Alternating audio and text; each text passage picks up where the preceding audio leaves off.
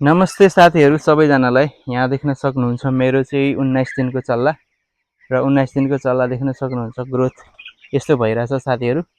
र 19 दिन भएपछि चाहिँ हामीलाई अब कुखुरा मर्ने सम्भावना मोर्टालिटीहरू पनि धेरै नै हुने गर्दछ साथीहरू।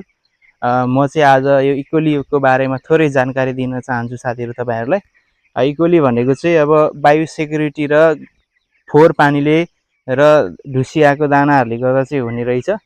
त्यो पनि मैले काम गर्दा गर्दा थाहा पाएको साथीहरू हैन। र तपाईहरुले चाहिँ अब आफू बाहिरभित्र गर्दाखेरि पनि अब राम्रोसँग चुना भिरगुन्ड पानी हालेर बाहिरभित्र गर्नु होला। र कोही भिजिटर कोही डाक्टरहरू फार्ममा आउँदै हुनुहुन्छ भने उहाँहरूलाई पनि उहाँहरूको खुट्टाको मुनि चुना पानी र भिरगुन्ड पानी हालेर राम्रोसँग भित्र आउन दिनु होला।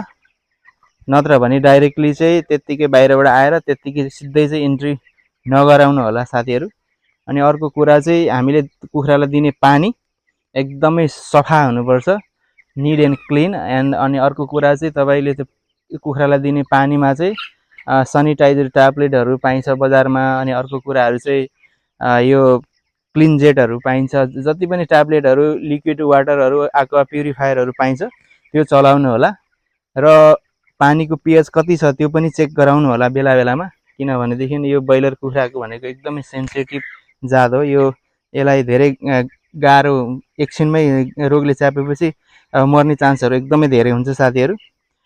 र अनि बायोसेक्युरिटीमा पनि ध्यान दिनु होला।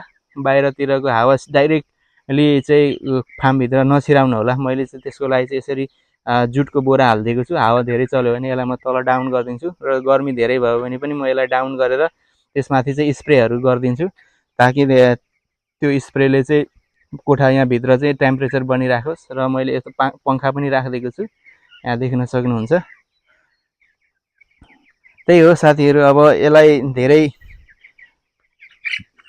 दुःख गर्नुपर्छ। अनि यहाँ देख्न सक्नुहुन्छ एउटा चाहिँ मोर्टालिटी पनि भएको छ, यसरी मरेको छ यो। अब यसलाई के भएको रहेछ भनेर चाहिँ यसलाई पोस्टमार्टम पछि चाहिँ अब यसको रिजल्ट थाहा हुन्छ साथीहरू। किनभने अब मलाई पनि थाहा छैन के भएर मर्यो। र म पोस्टमार्टम गरेर भेटरनरी डाक्टरहरूलाई पठाइदिन्छु र उहाँहरूले के सल्लाह दिनुहुन्छ त्यही अनुसारको मेडिसिन चलाउनुपर्छ साथीहरू। र तपाईहरु पनि त्यही गर्नु होला। कुखुरा यदि खोरमा मोर्टालिटी भइहाल्यो भने त्यसको पोस्टमार्टम गरेर नजिकैको भेटरनरी डाक्टरहरूलाई पठाएर लगेर चेक जाँच गरेर अनि मात्रै औषधि चलाउनु होला साथीहरू। कुखुरा मर्यो भन्दै जुन पाए त्यही औषधि नचलाउनु होला, किनभने रोग पत्ता नलागिकन औषधि चलायो भने झनै कुखुरा मर्ने सम्भावना धेरै हुन्छ। त्यो भएर चाहिँ एकदमै विचार पुर्याएर मात्रै रोग के हो पत्ता लगाएर मात्रै औषधिहरू चलाउनु होला साथीहरू, है त।